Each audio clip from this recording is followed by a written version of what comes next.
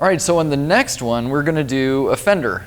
And Fender guitars are a little bit different, the bridges, because it has 6 individually intonatable and adjustable saddles. So we need to make these 6 saddles match the fingerboard radius.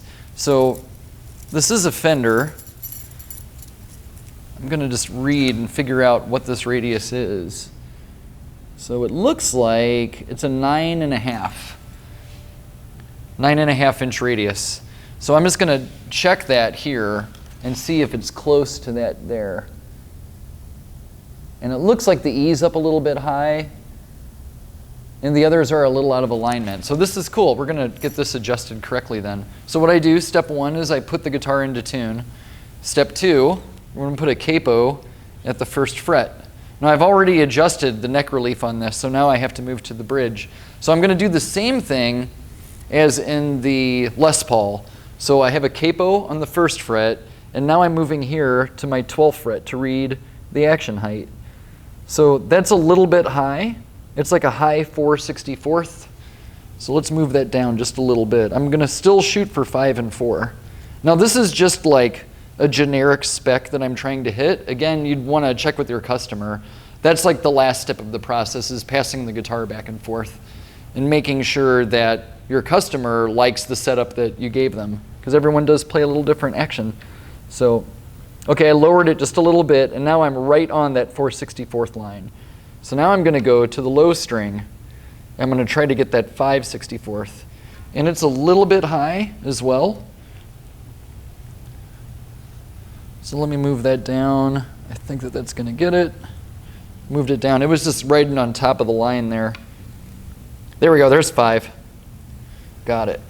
So now that I have the E's in check, I'm going to use this undersaddle gauge to get the 4 middle strings. I've got 5/64, 4/64. So I'm going to push the 9.5 inch radius underneath those, and we're going to get those dialed in. So those 2 are touching the gauge. These 2 are not. So I'm going to lower those down just a little bit until they touch the top of the gauge. Let's get those 2 so they're touching. Up just a little bit.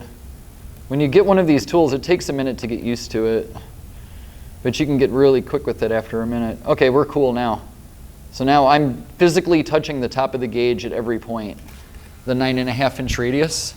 And now what I want to do is come back and make sure that my saddles are adjusted right side to side. I like saddles that are stair-stepped. I don't like to have them like this. Some people do set them like that, but I think your setup will last longer if the saddles are all stair-stepped. So I want to come in here like this one. It's leaning over just a little bit. Move that one up, this one down, until they're all stair-stepped like that. That way you're putting, each screw has an equal amount of downward tension from the string. Then I come back here, adjust it again if I need to. And that should be okay.